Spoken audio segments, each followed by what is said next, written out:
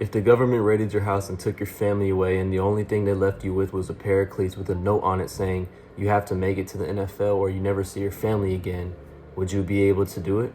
Ask yourself that, and if the answer is no, then we got work to do. Do you know how to get better at football by just having a pair of cleats and not having a gym, not having somebody to train with, not having all the cones and equipment, weights to lift, not having any of that? Would you be able to get better? Do you even know how to get better without any of these things? And if I ask myself this, the answer is yes. But if you don't know what the answer is, then stay on this video because I'm going to teach you how you can get better at football with just a pair of cleats. And this gets rid of every excuse whenever you don't feel like working out. If the gym is closed, if your friends don't feel like working out, this gets rid of all your excuses because there's always something you can do to get better and to develop every day. Now, if you were put in this very realistic situation, I know the drive and the resilience will be there. But do you actually know how you would get better and develop into an elite NFL athlete with no equipment or no weight room? Luckily, I do. And I'm gonna show you how you can solve this problem so you can be prepared for this very realistic situation. So if I only had a pair of cleats and I had to make it to the NFL, here's how I would approach this. For this example, I'm in high school. Let's say I'm a freshman in high school.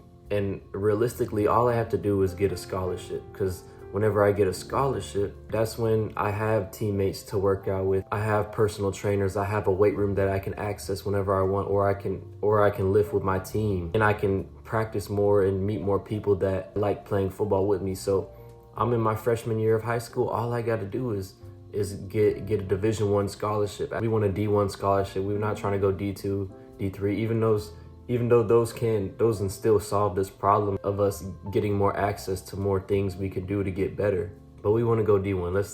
Let's keep it a buck. We don't want to go D2, we want to go D1, and we want to dominate at D1. Okay? So the first thing I would do is I would develop my mindfulness. I would just be in awe of what just happened. My family got taken away, and then now I have to make it to the NFL. With the knowledge I know now, here's how I would approach this situation. I'll visualize the moment I get to see my family again. I'll visualize what it's like to make it to the NFL, what that moment would be like whenever my family comes back and the government gives my family back after I get drafted to the NFL. I would visualize that every single day. And not only would I visualize that, I would visualize how I'm working out, how I'm dominating the field when the game comes. That's what I'm thinking of. That's the only thing that's on my mind is football and getting my family back. Going to school, getting my grades, and dominating whenever I'm on that field. So I'm visualizing that. I'm visualizing how I'm destroying everybody. And then I'm taking down any pictures in my house. I'm taking down every single picture in my house that is not football or that is not family. And I'm just focusing on those two things. Those two things is the only thing I'm looking at, the only thing I'm thinking about on each and every day basis. What visualizing does and what feeling the emotion does whenever you visualize things is it goes to your subconscious. And the more it hammers into your subconscious, it'll present itself on a physical plane. So you got to hammer it into your subconscious that you're gonna get your family back, that you're gonna dominate on that field. And another thing you can visualize is getting that D1 offer. And then once you get to the school, and then how much easier everything is for you. The second thing I would focus on is, okay, now I got my mind right, that's cool, but I'm a freshman in high school. I need to get big and strong so I can dominate at the D1 level and go to the NFL. So if I'm in this situation, I'm focusing on my good foundation. I'm training my go muscles, not my show muscles. I'm training the muscles that actually work, not the muscles that the girls like. Because I'm more focused on getting to the NFL than it is getting to the women. Because the women will always be there. But my family, I gotta get my family back. So I don't have any equipment. I don't have weights, none of that. So what I gotta do, I have to find something that is resistance. I go to school, so I have a backpack. And so I get my backpack and I fill it with books. I fill it with anything heavy I can find, and I do push-ups with those. I don't just do regular push-ups. I do diamond push-ups with a backpack. I do fingertip push-ups so I can get my fingers strong. I do wide push-ups from my back muscles. I do pike push-ups for my traps. The more I do with my pike push-ups, I can get more into learning how to do a handstand, and that'll teach me good body control. And as a receiver, you need good body control, or just any athlete in general, you need good body control. I'm doing that, and I'm doing pull-ups with the backpack, weighted pull-ups, weighted chin-ups, weighted wide grip, weighted close grip. I'm doing all of that with weight, and I'm doing all of these to failure. My back pad is my weight, and I'm gonna up the weight as I keep getting stronger. And so that's what I would do with my upper body. And so what I would do with my lower body is I would do a whole lot of isometrics, because I don't really have too many weights. So I would hold isometrics, because isometrics, they still build muscle. Some people don't know that. There's 3 different types of contractions that you can do with your muscle that'll help build your muscle, and that's eccentric, concentric, and isometric. Concentric is first, eccentric is second, isometric is third, but they all build muscle. And isometrics, they elongate your tendons, so those are very beneficial for you, and those will help develop your explosiveness. The thing about training for strength and not for looks is that when you train for strength, you can then put that strength into the proper movements, and that's how you become super explosive. So for my lower body, I would do these go to isometrics, what I'm showing on the screen. I would do these, and then I would hold these for 30 seconds, or I would add my backpack weight and I would hold it to failure. And I would do these split squats, and I would just do these to failure. I would do these calf raises, do them to failure. That's all building strength. And I would focus on putting the weight through the balls of my feet. Now that we're getting strong, now we need to put in the proper mechanics. Now we need to get explosive. After getting strong, doing those workouts maybe 1 to 3 times a week, I would do full body each and every day.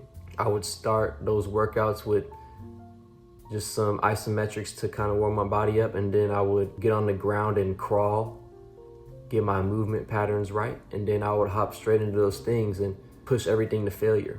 And then I would do that 1 to 3 times a week, full body. So I'll do upper body and lower body at the same time. And then while I'm getting strong, I got to get explosive. So now I'm doing speed training, I'm doing sprints. I know that sprinting twice a week is very good for you. 3 times it can be good, but it shouldn't be too much sprinting. I'll walk to the track and I'll sprint 2 times a week. I'll get a good dynamic warm up in, and then I'll go run 40s. I'll run 3 to 6 40s depending on how I'm feeling. I'll get 5 minutes rest in between each 40. And then after that, I'm done. I'm done with running sprints. And then on those same days I'll run those sprints, I'll head to the basketball court. I'll find a basketball, and I'll just try to dunk as many times as I can for about 10 minutes straight. And it might be tiring, but after a couple weeks, after I get less tired doing it, I'll up it to 20 minutes or me just trying to dunk and dunk and dunk. Because the best way to build explosiveness and get better at dunking and get your vertical up is by like high intense jumps.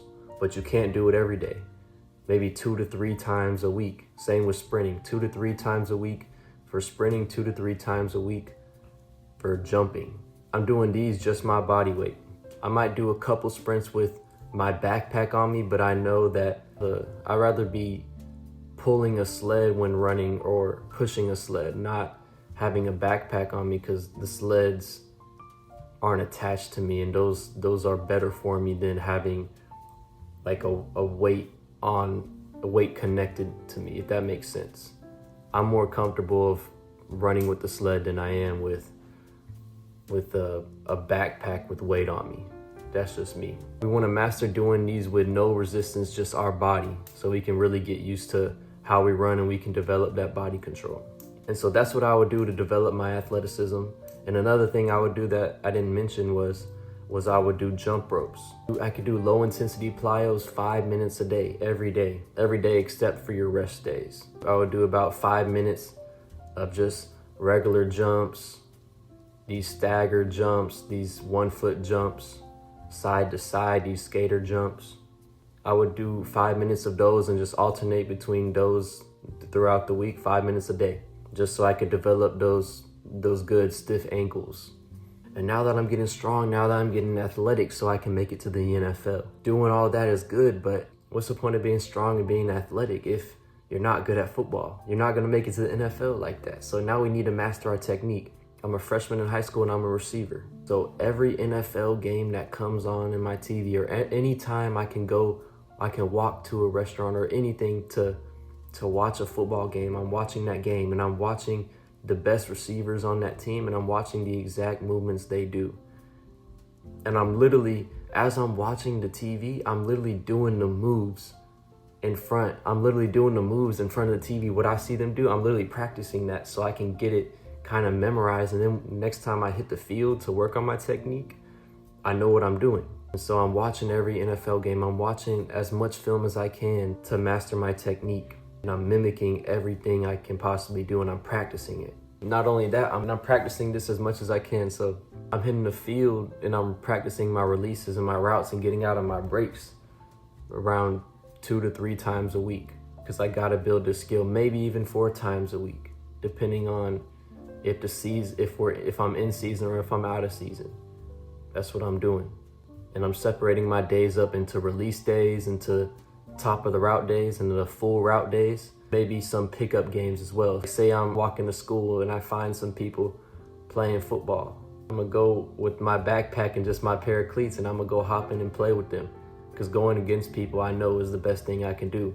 Playing football as much as I can is the best thing I can do to get better at playing football, especially against people, and particularly against the best people I can possibly play. So if I'm a freshman, I want to go against the varsity players. I don't want to go against some 7th grade players. I want to go against the best, because that's how I'm going to see my family. That's how I'm going to get to the NFL. That's how I'm going to get this scholarship to make everything so much easier for me. That's what will make me the best football player ever, because I got strong, and strength translates into explosiveness when you put it in the right mechanics. So not only did I get strong, I got explosive by doing my sprints twice a week. And then not only did I get explosive, I got explosive in and out my breaks. And then after that, I'm just playing against people, seeing what techniques work, seeing what techniques don't work, and I'm finding my own game. And the routes and all of that is cool, but as a receiver, we gotta have the best hands on the field. We gotta be reliable, because when the game's on the line, everybody in the stands, everybody on the team, everybody's looking at us. We gotta be the playmakers. We're the playmakers. Finally had a pair of cleats. I'm walking outside and I'm finding a brick. I'm finding a brick or something heavy that I can toss to myself every single day so I can develop that strength. Around like 3 to 5 minutes, I'm just tossing this brick to myself. And I'm catching this every day, and I'm catching footballs every day. If I have a friend at school, a quarterback at school, man, I'm throwing with him as much as I can every single day. Even on your rest days, catch that football. And you can catch bricks on your rest days too. Every single day, I'm catching these bricks and I'm catching these footballs. And I'm making sure that I'm always getting better. I'm always progressing towards my goal. And I have everything covered now, but the last thing I didn't check was my diet and my recovery. So yeah, I'm hitting the weight room. Yeah, I'm visualizing. And yeah, I'm dominating everybody in front of me. But my diet's gonna bring everything together. That's what's gonna help me benefit from working out, from doing all these resisted push-ups and pull-ups and all these workouts to failure. That's what's gonna help me benefit from me hitting the track and running sprints, from me hitting the field and playing football and dominating my competition. Because you can do all of this working out. But if you're the type of person to where you don't have amazing genetics, you need to get your diet in check. What eating a good diet does, like basically, is it makes you see progress a lot quicker, especially when it comes to getting strong. If you're neglecting your carbs, you're not going to be as athletic as you want to be, or as you're supposed to be. And so for my diet in this situation, I'm having no cheat days. I'm eating the same couple things every day. My meals consist of these things, and it's chicken, eggs, steak, ground beef, rice, berries, and honey. And if I can get some yogurt, I might have some yogurt.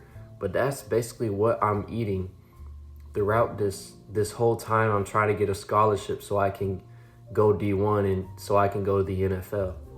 That's what I'm eating. That's what my diet consists of. You can add fish in there. I'm not a fan of fish. So if you like fish, go ahead, eat some salmon, bro. I just don't like it. My mindfulness, my visualizations, I keep it simple. My training, I keep it simple. My hitting the field, my releases, my routes, I keep everything simple. In my diet, I keep it simple. That's what you got to do. That's the best thing because whenever you keep things simple, it helps you operate on a clear mind. And whenever you have a clear mind, that's when you can enter that flow state. And whenever you can enter that flow state, that's when you're the best at your sport. So although this video was like, the outline of it was kind of a joke, I really try to do my best to help y'all get better. So I've been getting some comments where like, how do we train if we can't go to the gym? Or some of y'all have been asking me questions like that, or if we don't have somebody we can work out with. I've been getting questions like that for a long time, and so I just wanted to I wanted to clear it up, but I kind of want to do it in like a little funny way. So I hope y'all enjoyed this video. If you want to work with me, check the links in my description for the consulting calls I do that you could hop on. We can talk about your situation, and I can make a little workout plan for you on that call, and I can analyze your film, whatever you want to do on that call, football wise, getting better wise, we can do. Or if you see my courses and you see something that you might be interested in, bro, don't hesitate, bro. The only thing that causes failure, or the only thing that really is failure in life, is just true inaction, when you don't take action on something. So if you're debating something, make a decision. Invest in yourself. You don't got to invest in me, but invest in something that'll make you better. Invest your time into something that'll make you better, and invest your money into something that'll make you better. That's how you know if you really want it, if you're willing to sacrifice. So look at my courses. You want to hop in my mentorship program? We're changing lives over there. We're changing football players over there. We're changing the way you play over there if you hop in my mentorship. Then you get everything. You get all my knowledge. You can talk to me whenever you want to talk to me.